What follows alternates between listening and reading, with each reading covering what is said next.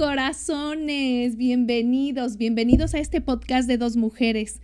Hola Dorita, hola, tenemos Lili. una gran sorpresa. Sí, tenemos un invitado increíble. No se les olvide, antes les quiero pedir por favor que se inscriban a este canal, pónganle suscríbanse, píquenle a la campanita, denos like para que podamos hacer más programas como este, para que podamos seguir tocando corazones y que nos vayan contando las historias de cada quien y que nos vayamos enterando de todo. También estamos en Facebook, en Instagram y estamos como Howard Productions. Por favor, denos follow y cuéntanos, Lili, a quién vamos a tener el día de hoy. Pues este invitado que tenemos, no puedo decir todo su historia, o bueno, más bien su todo currículum. Lo que ha hecho, porque es larguísimo, extenso. Sí. Pero voy a decir algo. Bueno, pues además de bienvenidos a exploradores de las historias de Cuéntame tu historia, hoy viajamos entre las olas del arte. Nuestro invitado de hoy es licenciado en Comunicación Social, con mención honorífica y máster en Educación Superior por la Universidad Regiomontana. Su formación es en comunicación, que le abrió las puertas a la radio, a la televisión y al cine. Y también a la educación, que convirtiéndose en un docente catedrático distinguido y un impulsor de la industria audiovisual, con una sólida base académica en la comunicación y en educación. Así es de que recibimos esta noche a Edwin Tijerina. Oh, bienvenido. Muchas gracias. Muchas gracias por estar aquí. No, gracias a ustedes por esta presentación. Gracias por la invitación. Un gusto acompañarles, Lili y Dorita, para platicar este rato y convivir con el público también a través de su señal. Ay, no sabes qué gusto nos da que estés con nosotros, porque de verdad estuve pues estudiando, ¿verdad? Uh-huh. Todo tu historia, de todo lo que has hecho, y es bueno. Además, temas que nos apasionan, Lili. Sí. Radio, televisión, teatro, y ha estado cerca de grandes figuras, trabajando hombro a hombro con muchísima gente que admiramos, y queremos conocer tu historia. Queremos saber desde dónde empieza. Aquí en el programa decimos, cuéntanos. Ajá. Desde Tenme al niño, desde Agarré y le dije, desde el inicio de todos los tiempos. ¿De dónde eres? ¿Dónde naces? ¿Cómo es tu familia? ¿Cómo es tu infancia? ¿Cómo empezó todo? Ok, bueno, yo nací en Monterrey, uh-huh. Nuevo León, uh-huh. Hijo de Edwin Tijerina y de Marta Chapa. Luego de vivir unos años en la Sultana del Norte, en la capital del estado, nos fuimos a Cadereyta, de donde eran mis padres, y fue allá donde, con la cercanía a los abuelos y a los tíos, fue que se fue moviendo el interés por los medios audiovisuales, particularmente cine y televisión, pero también mucho por la lectura y por la escritura, y sobre todo por inventar historias, por contar historias. Mi abuelo jugaba mucho con mis hermanos, con mis primos y obviamente conmigo, a hacer competencias, organizar competencias para ver quién era capaz de inventar la historia más creativa y que cautivara más al resto de la familia para darle un premio, un reconocimiento, algo muy de juego con los abuelos. Pero esto fue, creo yo, lo que sembró la semilla, el interés por desarrollar habilidades, encontrarlas y desarrollarlas hacia el storytelling. O sea, el contar historias independientemente de para qué medio o en qué formato, pero el compartir historias, diseñar personajes, desarrollarlos, generarles conflictos para que todo junto fuera dando forma a una historia enmarañada, interesante, y pues ahí empezó todo, creo yo. Entonces, desde niño estuviste en contacto con las historias, a eso jugaban. Exacto, la lectura, ver programas de televisión, platicar sobre ellos, eso es otro punto que creo que fue importante. No nos dejaban sentados viendo televisión para entretenernos nada más, sino que veíamos en familia televisión para platicar, discutir sobre lo que ocurría ahí. Entonces, ahí me quedó bien clara la idea de que no hay un material malo por sí mismo.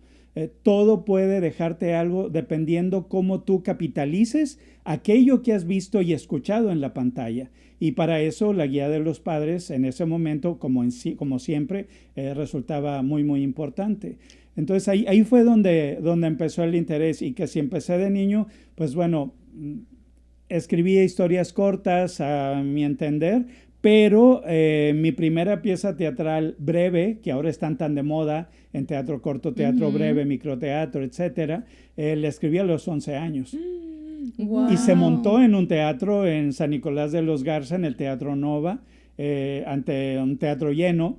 Era un juego escénico, parte de un grupo de trabajo de más de 100 niños, pero estos 100 divididos en pequeños núcleos que cada uno escribía, producía y presentaba su propia obra corta.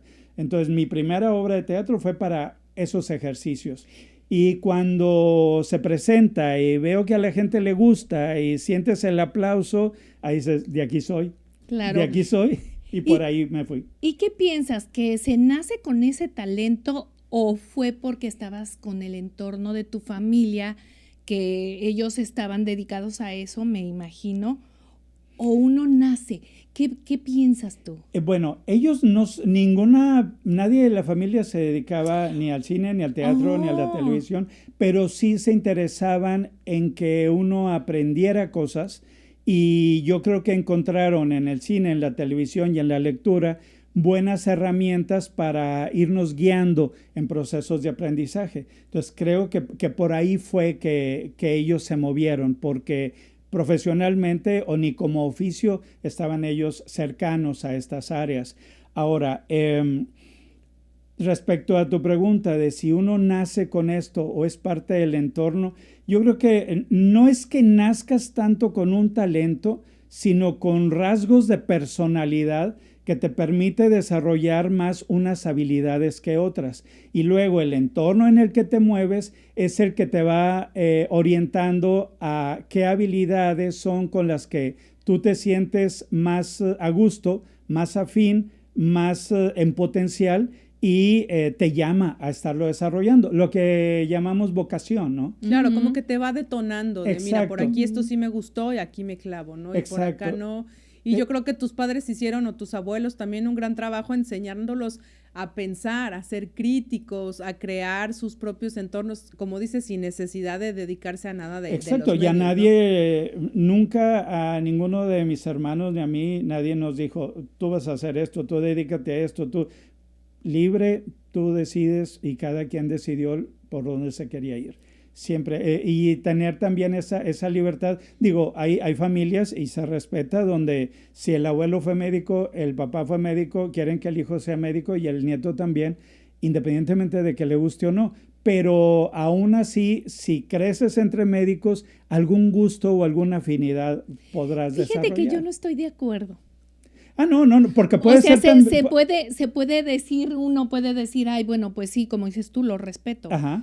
Pero yo creo que hay que dejar que los niños elijan. Claro, sí, claro. O sea, no estar de acuerdo en que a fuerza tengan que. Y hay hijos que estudian una carrera por respetar la línea familiar, pero en ese respetar la línea está el que no respetan tu propia línea, y puede que generen un profesionista exitoso por llevar el apellido del que lo precede, y no tanto un profesionista feliz con lo que está haciendo. Sí, porque una cosa es ser exitoso y de renombre, y otra cosa es ser feliz con lo que estás haciendo, ¿no? Totalmente. Pero igual creces en el entorno y es con lo que te sientes cómodo. Exacto. Yo tenía mi bambinieto en estudios de grabación, y ahí nací, mi papá y grabando, y gente, o sea, pues ni modo que no esté enfrente de un micrófono, ¿no? Exacto. Pero eres feliz haciéndolo. Soy feliz. Y allí tiene mucho que ver esa personalidad de la que hablábamos. Sí, porque igual es como cuando, perdón la comparación, pero es como cuando tienes un accidente. Vas manejando, tienes un accidente, y de ahí tienes de dos sopas. O dejas de manejar para toda tu vida porque no quieres volver a ver un volante en tus manos, o te repones a la experiencia, fue una experiencia negativa, sigues manejando pero con más precaución.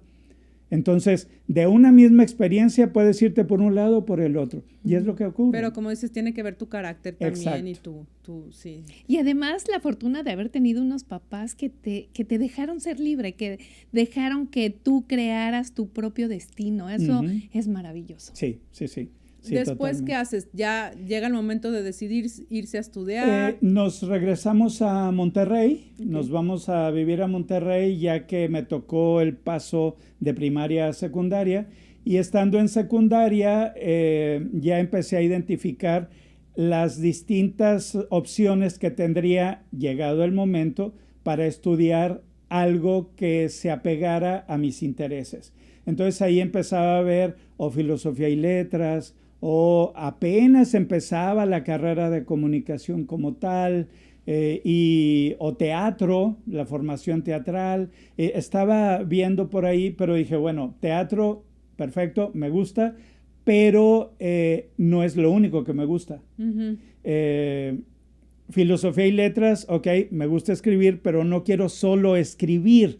Entonces encontré que en estudiar comunicación me daban las herramientas para moverme en distintas áreas en las que podría yo aplicar mi gusto por contar historias. Y ahí vi la beta para escribir historias, contarlas escribiendo o contarlas en una producción audible o en una producción audiovisual. Entonces veías la variedad de opciones, o a manera de un mensaje publicitario o de un discurso político o de una nota periodística. Todo eso implica un proceso de análisis, de revisión de elementos y de construcción de la historia, que es lo que decíamos al principio, storytelling. Y entonces dije, aquí, porque esto me va a dar un abanico con mayores posibilidades. Y por ahí me fui. Siempre cuando estás decidiendo la carrera, sobre todo en mi caso, mi problema fue que me decían, vete a esta universidad, o vete a aquella es mejor, o vete a aquella es mejor, pero me di cuenta que podrán las universidades tener muy buen prestigio, muy alto prestigio, pero las carreras y los programas de las carreras son los que determinan tu conexión con esa institución. Es decir, yo puedo ir a una institución de muy buen prestigio, pero su programa de estudios no es compatible con mis intereses. Claro. Y entonces ahí empecé a analizar y me di cuenta que, y si quienes estudian comunicación no me dejarán mentir, cada universidad tiene un nombre muy específico para su carrera de comunicación.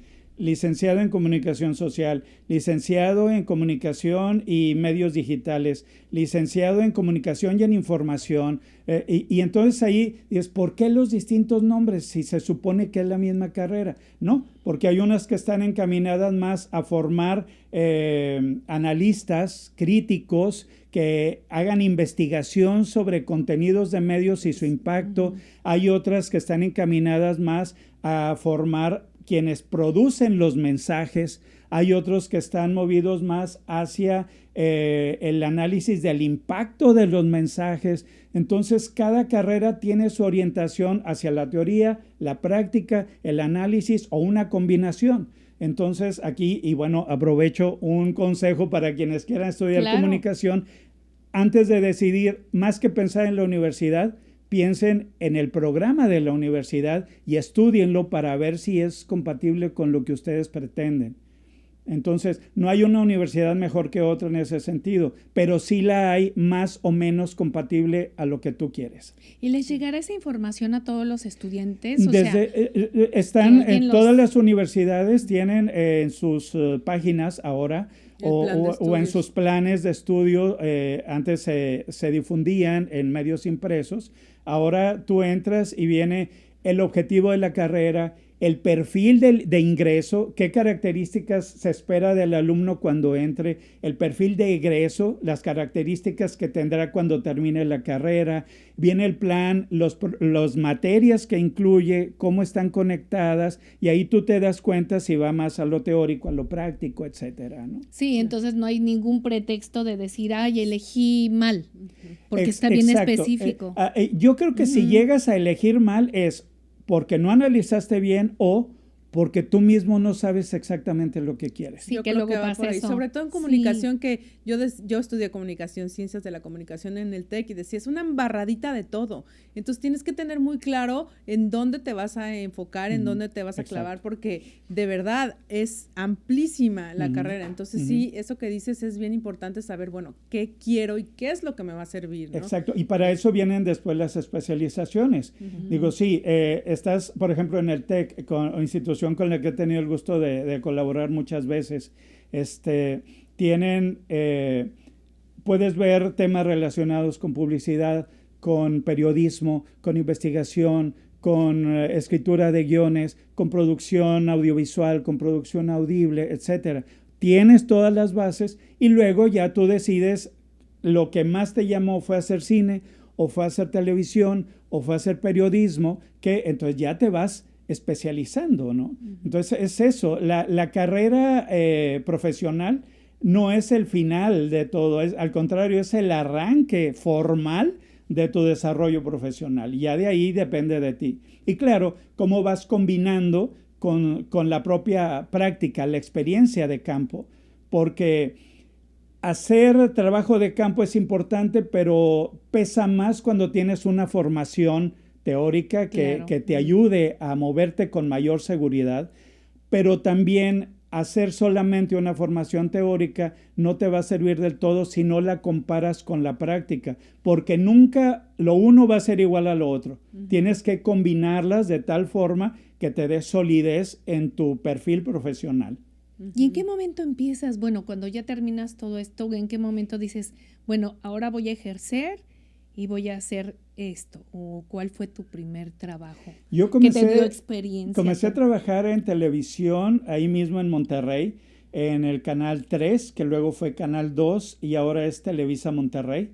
Antes no pertenecía a Televisa, pero ya había por ahí algunos guiños con la televisora Macro, que ahora pues ya hay más televisoras, está TV Azteca, está Imagen, etcétera.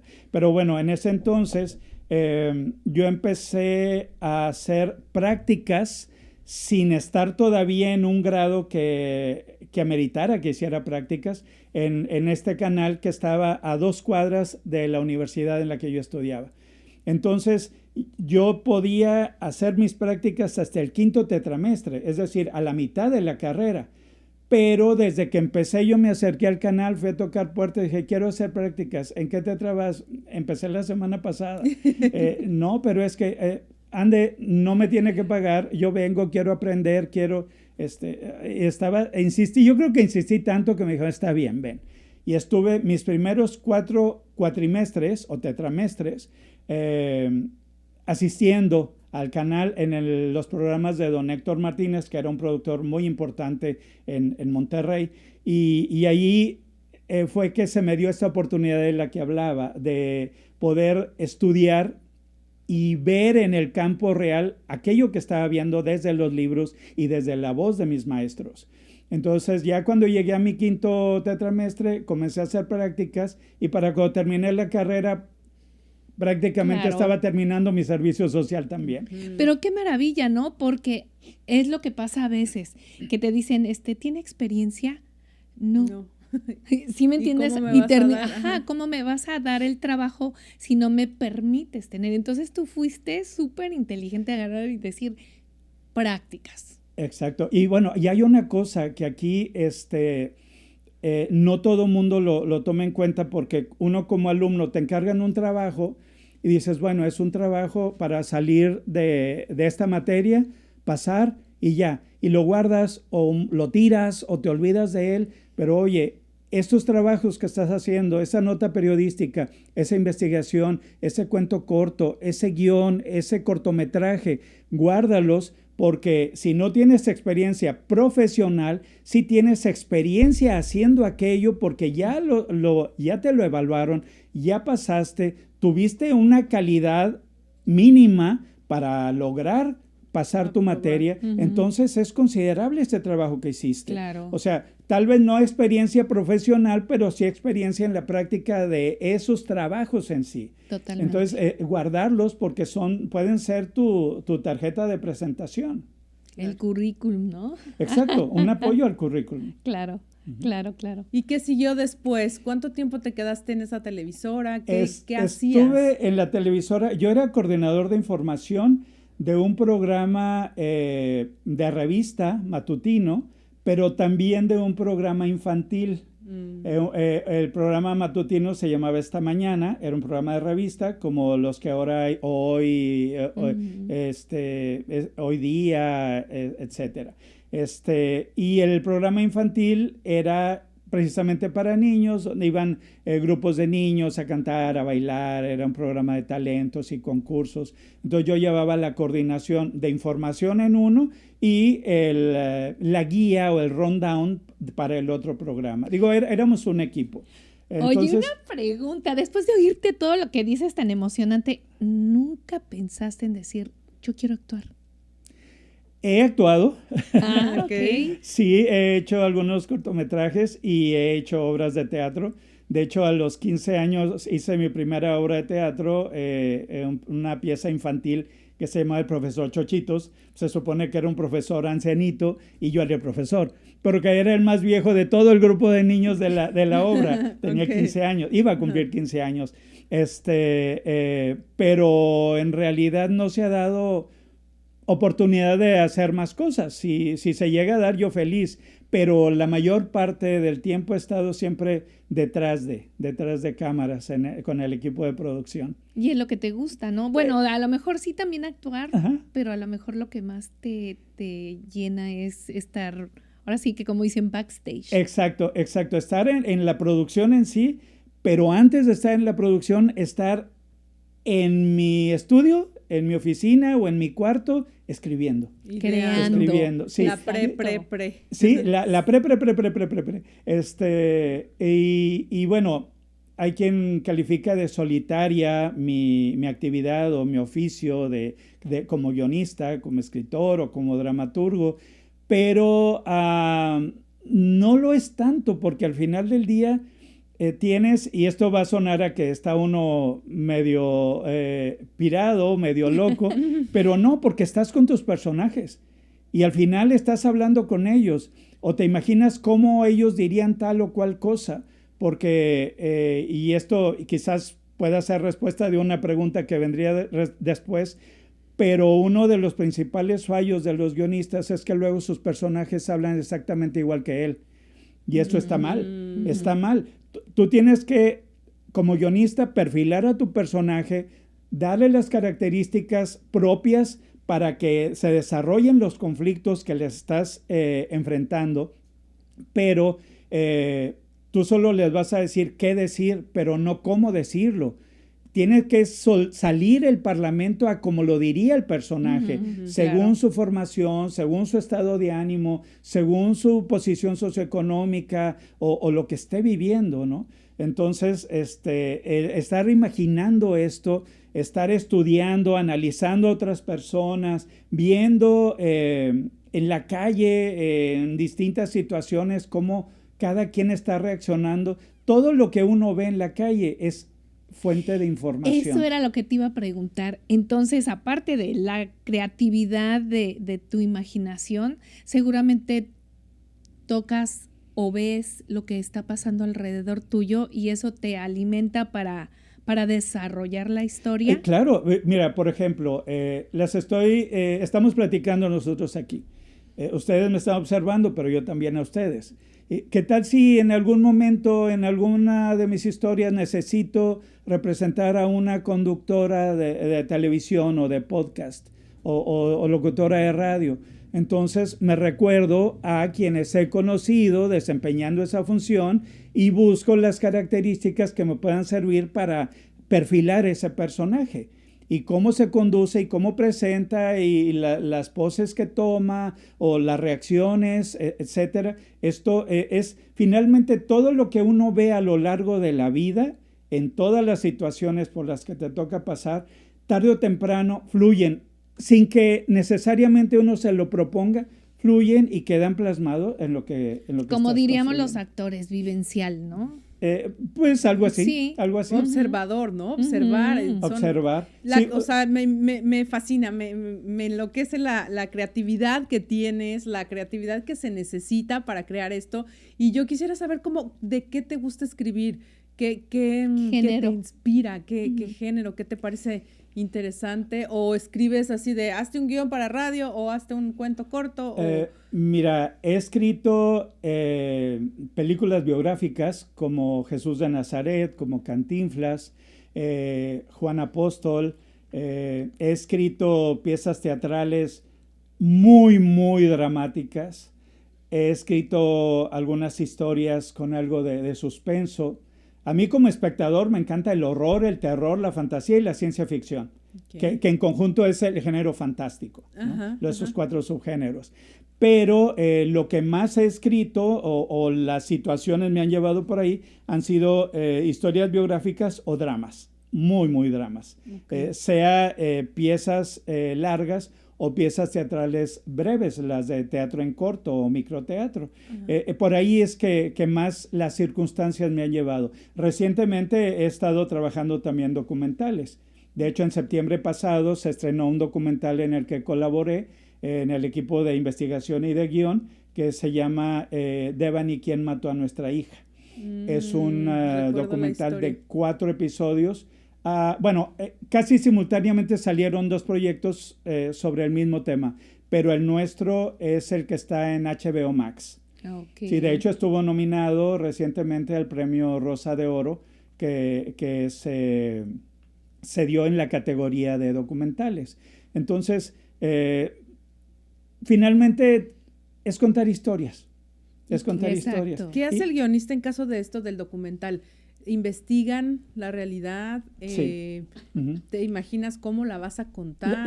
La base del storytelling es prácticamente la misma que para la ficción, solo que en la ficción tú generas los personajes y las situaciones que enfrentan, mientras que en el documental tú investigas lo que pasó y lo vas contando de tal forma que sin alterar la realidad, ¿sí? Tienes que hacerlo atractivo, llamativo y de enganche para que el público quede cautivo por el tema, reciba la información en torno a ese tema y se vaya enganchando de un episodio a otro hasta que conozca el marco completo de esa historia.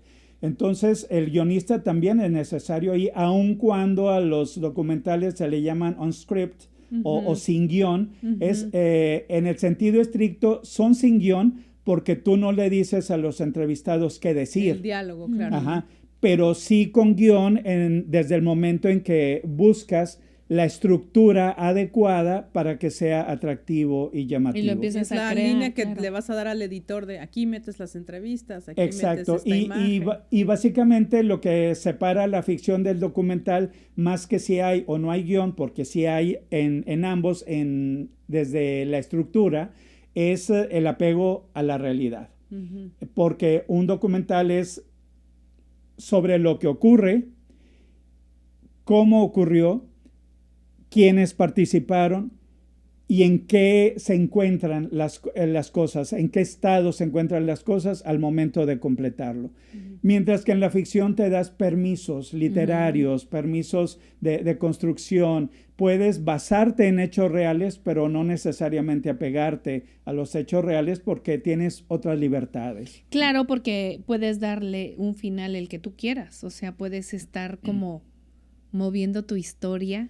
Podría ser, Claro. o puede que le des el final que todo mundo conoce, pero construirlo de tal manera que la intriga no sea en qué va a terminar, sino cómo llegaron las cosas a ese punto. ¿Sí? Entonces, como las telenovelas clásicas, desde el primer capítulo sabes que al final se van a casar. Sí. Pero te enganchas viendo todo por lo que tienen que pasar esos dos para llegar a la boda.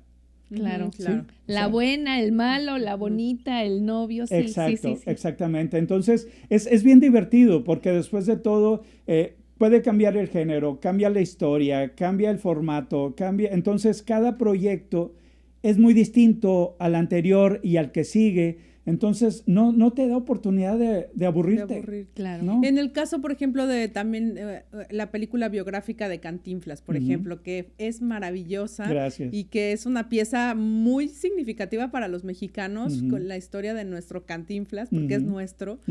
También ahí es la realidad, es un poco contar cómo sucedió una historia que ya sabemos. Exacto. Que existió. Por eso esta película pertenece a este nuevo, bueno, no nuevo, pero sí muy mencionado en los últimos años, que es la biopic o la película biográfica.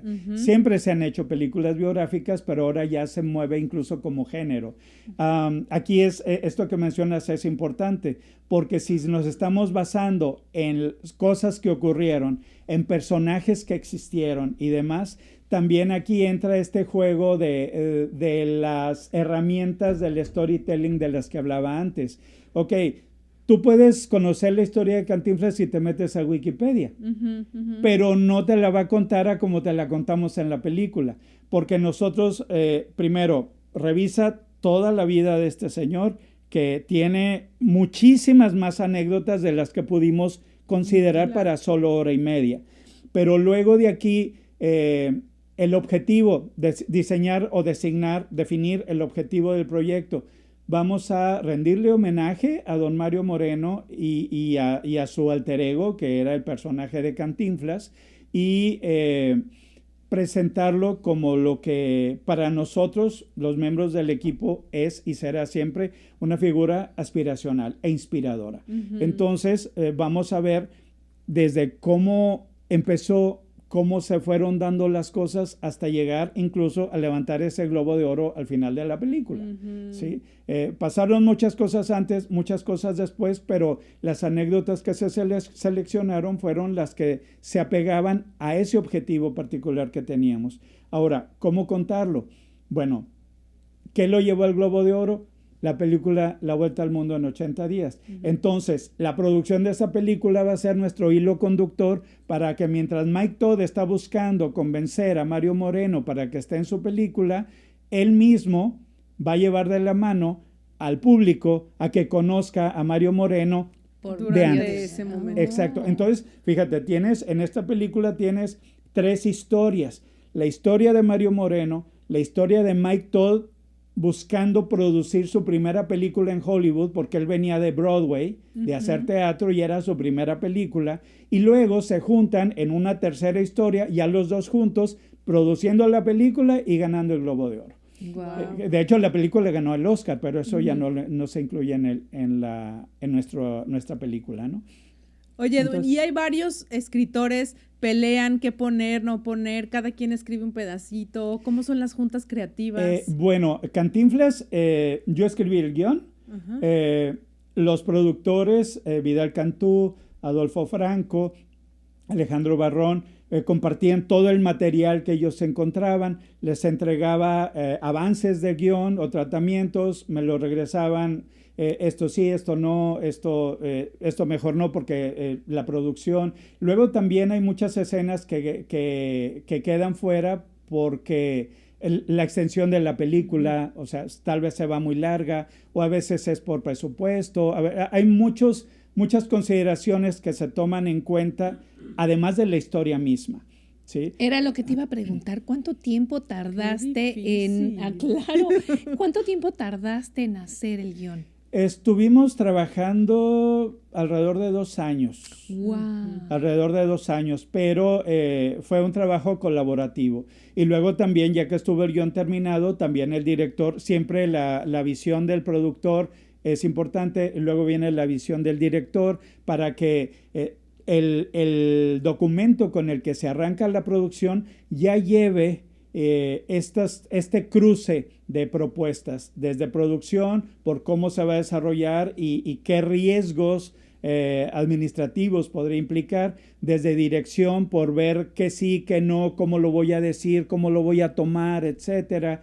Y entonces el guión es un ente, si me permiten decirlo así, vivo y dinámico, que no termina en uno cuando lo entregas, sino que es apenas una parte de una estancia mucho más larga de ese documento a lo largo de la producción. Entonces van intercambiándose opiniones, la misma producción puede ir marcando ajustes necesarios, porque lo que uno escribe en una escena puede leerse maravilloso, puede leerse muy emotivo o muy fuerte, impactante, pero una vez que lo ves ya interpretado, ya representado, tal vez ya no tanto y tengas que ajustar algunas cosas, o puede que ya filmado quede igual de bien que como se leía, pero a la hora de editarlo con una escena previa y una posterior, tal vez ya no tenga la misma fuerza. Entonces va cambiando, tanto que yo quisiera decir que todas las películas, pero diría que la mayoría, porque sé que hay algunas que no lo hacen así, la mayoría tenemos un guión de producción, que es con el que se arranca el trabajo de producción, y un guión final, que es el que se transcribe ya una vez que la película está terminada, está editada, y se transcribe para tener el guión tal como quedó para la pantalla. Entonces, muchas veces, si tú buscas un guión en internet, lo descargas y quieres ver la película comparado con el guión, puede que no sea igual, porque tal vez el guión que descargaste no era el guión final. Sí, va a tener 200,000 notas de aquí cambió. Y aquí. Exacto, sino tal vez era el guión de tratamiento final, que no es el guión final. Sí, porque el guión de tratamiento final es con el que empiezas a trabajar. ¿Y eso es un trabajo de equipo o es tuyo nada más? O sea, me refiero a todos los cambios. ¿Están viendo cómo está quedando y empiezan a hacer los cambios en equipo? Siempre el director trabaja muy de cerca con una figura identificada como script boy o script girl, que es la persona, o el script así en general, es la persona, no necesariamente el guionista, que está siempre al lado del director tomando nota de todos los ajustes o cambios. Mira, aquí el guión dice que está lloviendo, pero no conseguimos la máquina de lluvia, entonces quita que está lloviendo. Oye, aquí el actor tenía que decir Parangaricutirimícuaro y nunca le salió, entonces tuvo que decir el pueblito bajo el volcán, entonces cámbiale que aquí no dijo esto, dijo lo otro. Entonces se va anotando todo, o esta escena hasta la quinta toma quedó bien, o esta tienes que ajustarla en edición, va anotando todo para luego a partir de eso, además de que sirve como guía de edición, también se puede armar ese guión final tal como quedó.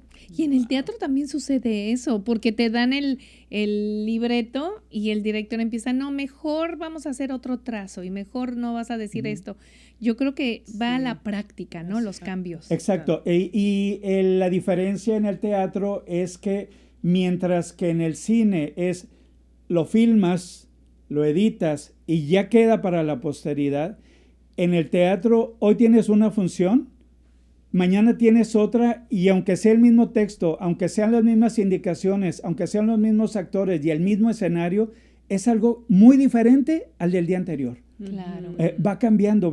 Siempre hay o entraste un poquito antes, o te tardaste un poco, o se te fue el diálogo, se te fue la reacción. O le aumentaste un chiste que quedaba en el momento. Exacto, entonces el teatro es más en directo, es de performance, porque tienes el público ahí enfrente. En vivo. Y también el mismo ambiente que hay en la sala, el actor lo percibe distinto según la conformación del público de esa función. Sí, a veces hay público que se involucra mucho y hay otro que está muy serio. Sí, que dicen, ay, me tocó un público bien duro, ¿verdad? Exacto. Entonces es diferente. Pero sí, y todo es perfectible. De hecho, esto de buscar siempre la coma, el punto, el acento, la palabra exacta por parte de quienes escribimos puede llegar a ser o una cualidad por un lado, pero un defecto por el otro, porque puede que llegue el momento en que ya tienes que entregar tu guión y tú sientes que todavía se le puede mejorar algo, se le puede pulir algo. Entonces tienes que entender que hay un momento en que debes de pintar tu raya, como dicen, y decir, hasta aquí ya quedó, ya está, así lo entrego. Ya lo entrego. Porque entre más lo lees, más le quieres seguir moviendo y más moviendo. le encuentras. Y tienes que darte tu límite, ¿no? Sí, sí, porque luego si sigues y sigues y sigues, aquello que ya pudo estar bien o muy bien, termina siendo un Frankenstein tremendo, porque lo vas puliendo tanto que ya no es lo que querías al principio. Del primer, o le cambias el final. Exacto. Mejor no mató a mejor que se quede vivo. Exacto, o también eso de que el que sea un guión perfecto en todos los sentidos, le resta naturalidad, le resta... como la primera intención de querer escribir un sentimiento, o de querer dar un mensaje. Exacto, que si tu personaje habla mal, escríbelo mal. Si usa muletillas, escribe las muletillas. Si dice aiga en vez de haya, o si utiliza palabras con terminaciones en S, escríbeselo tal cual para que desde la lectura se sienta el perfil y el carácter del personaje. Pero hay quienes dicen, no, pero es que van a creer que no supe cómo escribirlo. Escríbelo como debe decirlo el personaje. Claro. Entonces es algo con lo que luego uno tiene que lidiar. Eso, el tratar de ser perfeccionista, el procrastinar también. Esto de que sabes que tienes muchas cosas por hacer, pero de pronto... Bueno, más tarde, más al rato, ya que me llegue la inspiración, ya que la inspiración no existe, siéntate a trabajar. O sea, la inspiración no hay. Nada de que bajó la musa y todo eso. No, ¿sabes qué? Bueno, sí igual baja. Volvemos al respeto a otras opiniones. Hay quienes piensan que existe la musa, se respeta. Yo creo que más bien la musa es un invento para echarle la culpa cuando uno no sabe por dónde avanzar. Es un chivo expiatorio, nada más. Entonces, oye, si te atoraste en algo y no sabes cómo avanzar esa escena, entonces ponte a trabajar en otro proyecto, desarrolla uno paralelo. Y si te bloqueas en uno, regrésate al otro y entonces ya fluye. Entonces, pero no ni culpes a la musa, ni culpes a que no tienes tiempo, ni culpes también a que no tienes ganas, porque esto es de mucha disciplina también. Totalmente. Mucha disciplina. ¿Qué te apasiona más, el cine o el teatro? Me gustan muchísimo los dos, la verdad. No es que me quiera salir por la tangente, porque aparte son muy diferentes, tanto desde cómo se escribe hasta las consideraciones que uno debe tener en cuenta del medio como tal, de la ventana como tal, hasta el momento de comunicación con el público. Pero si me exiges que tome una decisión, yo diría que el cine. ¿Cómo llegas de ese joven que estaba haciendo sus prácticas en la televisora a tener la oportunidad de escribir una película como Cantinflas? O todo, no sé, has hecho mucha televisión también, no sé si... Bueno, antes de la televisora en Monterrey y escribir Cantinflas, estuvieron por ahí casi 20 años, entre los cuales 12 estuve trabajando en el programa de don Raúl Velasco, Siempre en Domingo. Bueno, más que en su programa, en su equipo, porque además de Siempre en Domingo, en Ciudad de México, para Televisa México, producíamos programas icónicos de los 80 y de los 90, como Videoéxitos, Estrellas de los 80, Noche de Valores, con Marcos Valdés, que sé que es muy amigo de este equipo. Que por cierto, si nos está viendo, un saludo a mi querido Marcos. Más le vale que nos esté viendo. Señorita México. Nosotros comenzamos el Festival Acapulco, vaya, inolvidable el Festival OTI. Sí. Fantasía Musical, Juguemos a Cantar. Entonces, todos esos programas los producía don Raúl desde su equipo de trabajo, al que tuve el gusto de pertenecer durante 12 años. ¿Te mudaste a la Ciudad de México? Sí, 12 años allá. Y luego ya cuando terminó el programa, me regresé a Monterrey, donde comencé a moverme en el medio universitario como docente, como catedrático en la Escuela de Comunicación de la Universidad Regiomontana, de donde soy egresado. Y luego ya en el 2009 me independicé para dedicarme principalmente a escribir, aunque sigo impartiendo talleres y cátedra en la UR. De pronto me invitan, o al TEC de Monterrey. He estado en el CEDIM en Monterrey también, en el CEU, en algunas instituciones en Ciudad de México, Centro, Sudamérica, y de hecho acá en Estados Unidos también. E incluso hace un par de días, el miércoles 25, comencé un taller en la UNAM San Antonio, que tiene su sede aquí en la Plaza del Hemisferio, y vamos a estar ahí durante 5 semanas, pero ya es el tercer módulo que imparto. Entonces ya hemos hecho un equipo interesante con la UNAM. Y me he sentido muy a gusto. Que por cierto, si quieren ir, amigos, vamos a poner el QR. Bueno, aquí está la información. Para que muchas gracias. Sí, también la dirección y el teléfono de la UNAM. Para que se acerquen. Debe ser fascinante. Sí, yo quiero. Vamos. Ya todo queremos, Lili y yo. A mí me encanta. La verdad, disfruto mucho. Hablar de estos temas me enciende porque es lo que me apasiona, y de pronto está hablando uno de un punto y te vienen otros a la cabeza y termina esta cadena de ya cállenlo.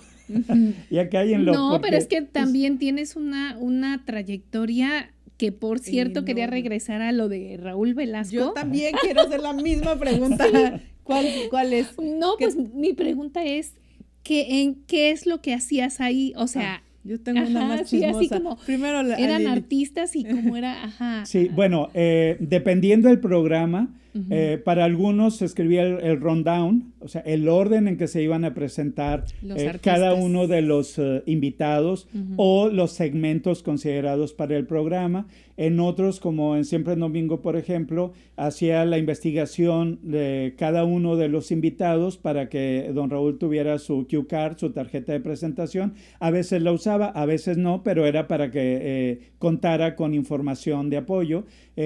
Investigábamos y escribíamos los reportajes que se incluían en el programa, a veces reportajes de los distintos puntos del país a los que íbamos, a veces en el extranjero. Incluso había proyectos a los que viajábamos exclusivamente para reportajes. Y luego esos reportajes se alternaban con musicales de estudio. Entonces fue una experiencia. ¿Conociste a todos los artistas que salían? Pues a todos los que iban. Toda emocionada. A todos los que iban a nuestro programa, sí. Wow, qué padre. Yo quiero también preguntar cómo fue trabajar con Raúl Velasco. Dicen que era una persona difícil. Antes, déjame pedirle otra vez a nuestra audiencia que nos siga en nuestras redes sociales, que se suscriba al canal. Si ya llegaron hasta acá, ya vieron que sí está interesante el podcast. Suscríbanse, compártanlo, píquenle a la campanita, denos like y síganos en Facebook, en Instagram, estamos como Horvath Productions y listo, ya está. ¿Qué tan difícil era trabajar con Raúl Velasco? Jefazo de jefazos. Y ¿qué le aprendiste? Todo. Trabajar con él y con su equipo fue estar en un súper intensivo de producción audiovisual. Que sí era exigente, sí lo era, pero qué jefe teniendo la responsabilidad del programa más visto de la televisora. En toda Latinoamérica. En toda América Latina, norte de África y Europa. Sí. Entonces, era una responsabilidad muy fuerte. Entonces también, si esta fama de que si era muy prepotente, que si era pesado, que si creaba estrellas o si destruía estrellas, depende quién te lo cuente. Claro. Pon atención a quién te lo está contando. Porque, por ejemplo, yo tengo el programa estelar. Tengo la responsabilidad de mantener el rating, entonces voy a ver que haya estrellas que me garanticen ese rating, porque si no, ya no voy a tener ese programa estelar. Precisamente para los que no son todavía estrellas, hago festivales que buscan talento, de niños, de jóvenes, de intérpretes. Hago programas como Estrellas de los 80, hago programas como Noche de Valores, o sea, donde le den la oportunidad, exacto. Pero hay casos de estrellas que ahora ya son estrellas, pero si es que cuando yo llegué y le pedí oportunidad me rechazó. Sí, porque, perdón, ¿quién eras? Ok, ve, ármate un antecedente o ve y toca la puerta de los otros programas, pero querían llegar al horario estelar de Siempre en Domingo. Y pues no se podía. Te abro otras ventanas. Hay otras ventanas para ti. Ya que tengas una disquera que te respalda, ya que tengas un público que medio sepa de ti, que incluso los lanzamientos del programa ya venían respaldados por una disquera con un estudio de mercado pensando en la posibilidad de que le impactara al público. Entonces él tenía mucho de toda esa responsabilidad. Y la mayor responsabilidad de él, y eso siempre lo dijo, dice, son mis programas, son mi público, pero son principalmente mi equipo. Porque sin mi equipo no puedo hacer lo que le quiero ofrecer a mis programas para llegar al público. Entonces era una cadena. Entonces él se preocupaba mucho por quienes trabajábamos con él, porque sabía que estando bien su equipo, se hacían mejor las cosas, y haciendo mejor las cosas, llegaba esa cadenita, ¿no? Y además era una plataforma para muchos artistas. Exacto. Porque llegaba un artista que a lo mejor no era, como dices, no era tan conocido, pero si ya Raúl le había echado el ojo, quiere decir que ya traía este respaldo de la disquera, y aún así, Dorita, llegaba gente con todo el respaldo, estaba un programa, no pasaba nada. Claro. Otro programa, no pasaba nada. O sea, el tercer programa, no pasaba nada, ya no estaba. Sí. Y esa persona luego dice, es que destruyó mi carrera. ¿Por qué? Porque no te volvió a invitar. Tan bueno fueras, habrías despegado en cualquier otro lado. Sí. Entonces, si fuiste y pegaste, fue por tu talento. Pero si fuiste y fracasaste, fue por el programa, espérame. O sea, también hay que verlo por ese lado. Claro. Digo, dicen por ahí, cada quien habla de cómo le va en la feria, y tal vez quien nos está escuchando va a decir, sí, como trabajaste con él, hablas muy bien. Pero es que me refiero a quienes no saben reconocer sus propios fallos, y en vez de decir, bueno, es que la verdad no la supe hacer, o no me supe mover, o la verdad es que mi voz no era tan buena, o mi concepto no progresó, o no iba por ahí, en vez de culpar a alguien, en vez de reconocerlo, culpas a alguien. Claro, simplemente no los invitaba porque no era la calidad que él esperaba, pero no hacía llamadas de destruye a este cuate, ya que no jamás. Lado, acábalo. No ese que, lo voy a destruir. Ajá, oye, acaben con él. Cuando regañó a Coque Muñiz, oye, qué mal se vio, qué desgraciadez acaba de cometer. Oye, es que, pongámoslo así, no quiero ser muy rollero, pero así, estábamos en un momento en el que iban como invitados los distintos finalistas al Festival OTI, ¿sí? Cada uno estaba cantando en directo, con pista, es decir, música grabada, pero en directo. ¿Sí? En vivo, exacto, sí, claro. Porque era para el festival, entonces era un tema de credibilidad. Y si de pronto llega uno con playback, oye, la gente se va a dar cuenta. ¿Qué hago? Hago evidente que yo me di cuenta y no voy a permitir que haya desventaja. Entonces era pensando en el público. Igual me pueden decir, oye, pero ¿por qué otros artistas sí hacían playback? Otros artistas hacían playback porque no iban para un festival. ¿Sí? No estaban concursando, y pensando que estábamos en un programa en directo, un artista cada 10, 15 minutos, ¿sí? Estar metiendo y sacando instrumentos y ecualizando para todos, habría sido imposible cada corte de solo 2 minutos. Entonces, algunos hacían playback, algunos cantaban en directo, pero pensando que la mayor calidad posible para la televisión, porque no era un concierto en directo por el que tú pagaste un boleto y puedas exigir que no te hagan playback. Entonces, Coque hizo playback. En ese entonces estaba haciendo playback, y por eso lo regañó. Claro, entonces, oye, pero ¿y la gente que estaba ahí? Bueno, la gente que iba a ver la grabación del programa o la transmisión, según el caso, pues iban ahí, y la experiencia y ver a su artista de cerca y demás, porque pues el foro se veía enorme, pero no era tan grande. La gente veía a su artista aquí cerquita, ¿sí? Y era toda una experiencia. Entonces aquí, claro que se cuidaba muy bien todo lo que se veía, pero la preocupación principal era que se viera bien en pantalla y que se escuchara con la mayor fidelidad en el televisor, porque estabas produciendo televisión, no un concierto, no un show en vivo. ¿Sí? Un show en vivo me refiero no a un concierto, una presentación formal, ¿no? Por el que pagaste un boleto. Exacto, entonces, oye, es un espectáculo televisivo. Claro, ¿sí? lo entendemos. Y aún hay más. Cuando lo quieras escuchar a todo su esplendor y demás, pues verlo a ver en concierto. Y así es, si te hace playback en un concierto, ahí sí ya reclaman. Que si lo hacen, luego lo hacen. Claro, sí. Y la gente se da cuenta. Qué fascinante. ¿Qué te falta hacer, Edwin? Seguir escribiendo. Todavía tengo muchas historias en la cabeza que quiero desarrollar.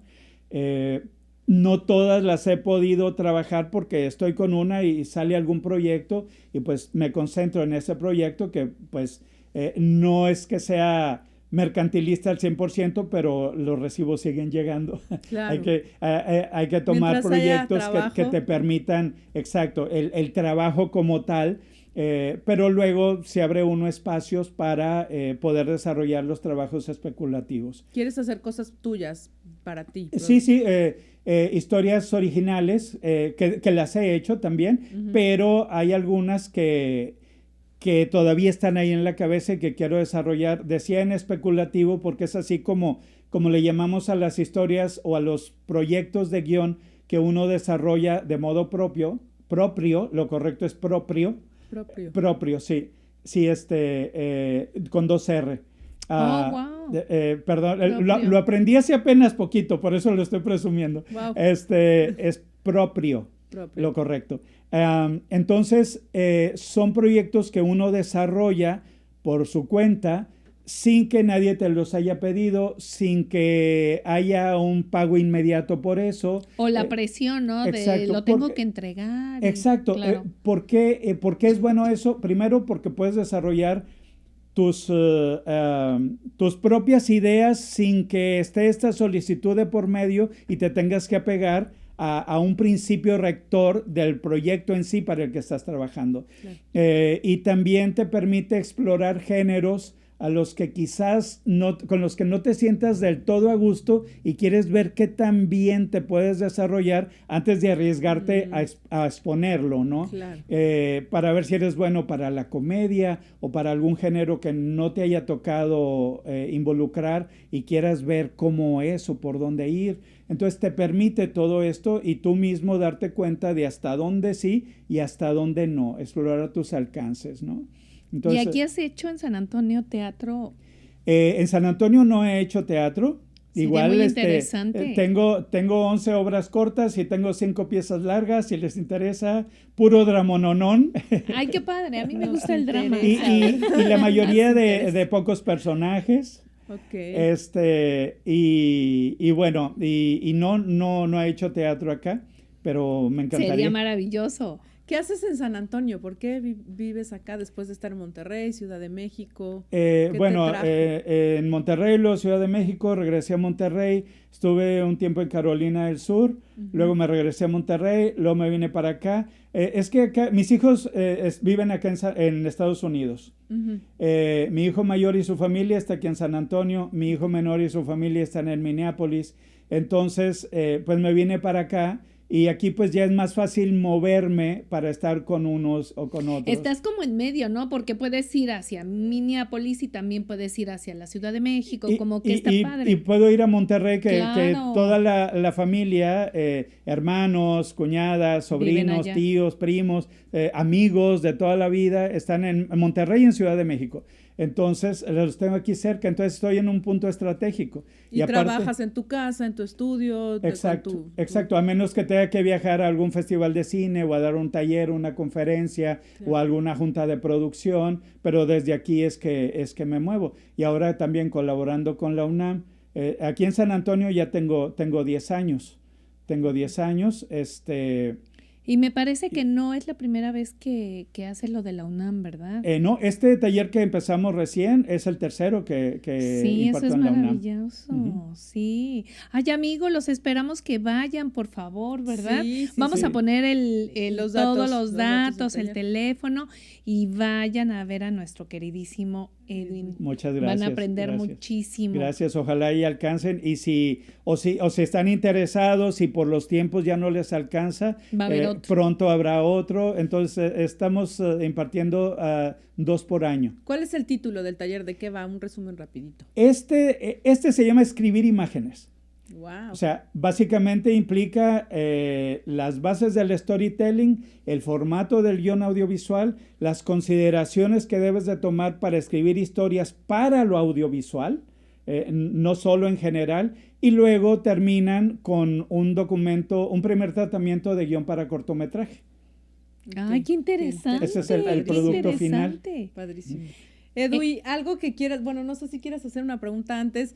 Es el programa que más rápido se me ha ido y que más necesito. Rapidísimo. Se nota que sabes hablar, escribir, expresar, generar emociones y todo porque ahorita ya. que nos hizo nuestro director la seña dijimos, ¿cómo que ya? ¿Cómo que ya?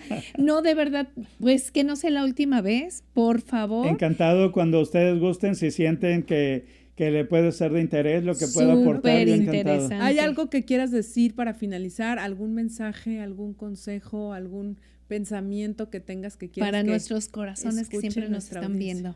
Pues, bueno, más que un consejo, una sugerencia hay mucha gente que tiene sus historias por contar, como lo dice el título de este podcast, y no se atreve.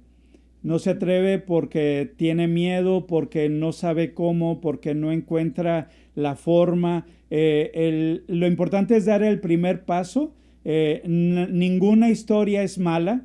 Lo que puede ser malo es la forma que uno le da, pero si primero la vacías en bruto, luego se puede ir perfeccionando. Entonces, que el síndrome del impostor no les afecte.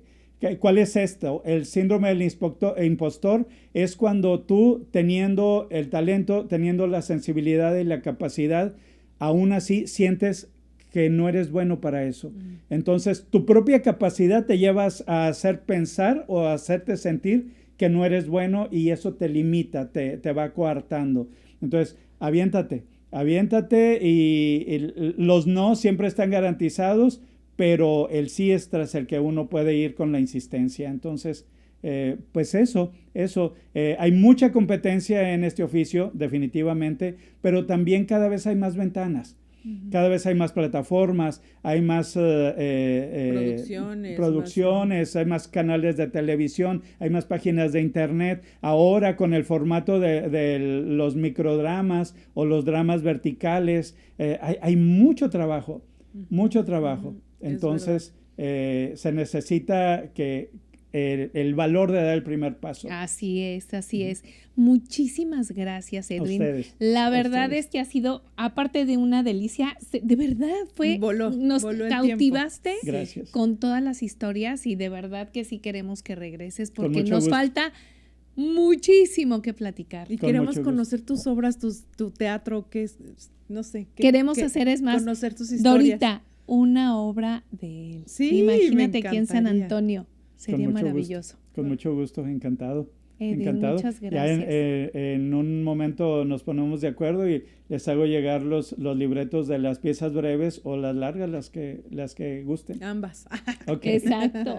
Muchísimas gracias por habernos. Gracias, de verdad qué interesante. Sí, totalmente. Qué interesante conocerte y gracias a quien nos llevó a él porque fue de verdad muy, muy, muy interesante lo que nos contaste. Gracias, siempre a la orden y gracias al público que nos siguió, que nos escuchó por acompañarnos y pues estamos a la orden. Muchas gracias, muchas Edwin. Gracias. Gracias, Lili, por un episodio más, por una historia más. Y síganos, nos vemos en la próxima. Así es, mis corazones. Gracias.